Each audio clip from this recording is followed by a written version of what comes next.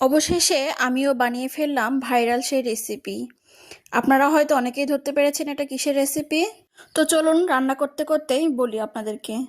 তো আমি এখানে প্রথমেই খানিকটা ডাল বেটে নিয়েছি। এখানে আপনার পছন্দ মতো ডাল ব্যবহার করতে পারেন, বুটের ডাল কিংবা মসুর ডাল, আপনাদের পছন্দ অনুযায়ী। তো আমি সেই ডালটা ভালোভাবে বেটে নিয়ে একে একে গুঁড়া মশলা, বাটা মশলা দিয়ে খুব ভালোভাবে মিশিয়ে নিলাম। আমি আজকে বানাবো কুমড়ো পাতার বড়া। আমি এটা প্রথমবার বানিয়েছি। তো আমি প্রথমেই পাতাগুলো খুব ভালোভাবে পরিষ্কার করে ধুয়ে নিয়েছি। এরপর সেই মশলা দিয়ে মাখানো ডাল বাটাটা এখানে ভালোভাবে দিয়ে দিচ্ছি। যেহেতু আমি এটা প্রথমবার বানাচ্ছি তাই ভাঁজ দিতে পারছিলাম না খুব ভালোভাবে। অনেক চেষ্টার পর আমি এটা ভাঁজ করতে পেরেছিলাম। তবে সত্যি কথা বলতে খেতে ভীষণ মজার ছিল। আর আমার নতুন নতুন রান্না করতে বেশ ভালোই লাগে।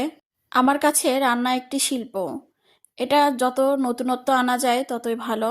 তো আমি দেখতেই পাচ্ছেন আমার ভাঁজ দিতে খুবই কষ্ট হচ্ছিল। অবশেষে আমি এটা ভাঁজ করতে পারছিলাম। আমি প্রথমে এক লেয়ার করে দিয়ে নিয়েছি, এরপর একে একে ভাঁজ দিচ্ছিলাম আর সেই মশলা দিয়ে মাখানো ডালটা দিয়ে দিচ্ছিলাম। এভাবে আমি প্রত্যেকটা বড়া বানিয়ে নিয়েছি আগে। এরপর কড়াইয়ে তেল দিয়ে দিয়েছি এটা ভাজার জন্য। ওই যে বললাম প্রথমবার, তারপরও দেখুন কত সুন্দর হয়েছে। আমার কাছে এটা তো বেশ ভালো লেগেছে। তবে আপনারাও এটা ট্রাই করতে পারেন। তো একে একে আমি সবগুলো বানিয়ে নিয়েছি। এরপর আমি এগুলো ভেজে নেব। আমি যেহেতু প্রথমবার বানাচ্ছি তাই খুব অল্প পরিমাণে বানিয়েছিলাম, কেমন লাগবে খেতে এইটা ভেবে। তো আমি কড়াইয়ে তেল দিয়ে তেল গরম হয়ে গেলে একে একে সেই পাতার বড়াগুলো তেলে দিয়ে দিচ্ছিলাম। এরপর এগুলো মুচমুচে করে ভেজে নেব।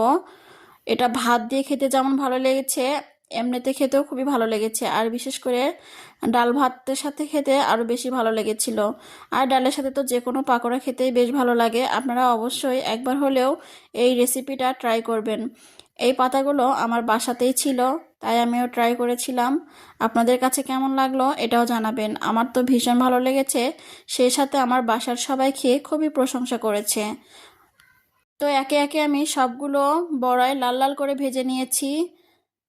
তো এটাই ছিল আমার ফাইনাল লুক রেসিপির। আপনাদের কাছে ভালো লেগে থাকলে অবশ্যই জানাবেন। আজ এখানেই বিদায় নিচ্ছি। দেখা হবে পরবর্তীতে নতুন কোনো রেসিপি নিয়ে। ধন্যবাদ সবাইকে। আল্লাহ হাফেজ।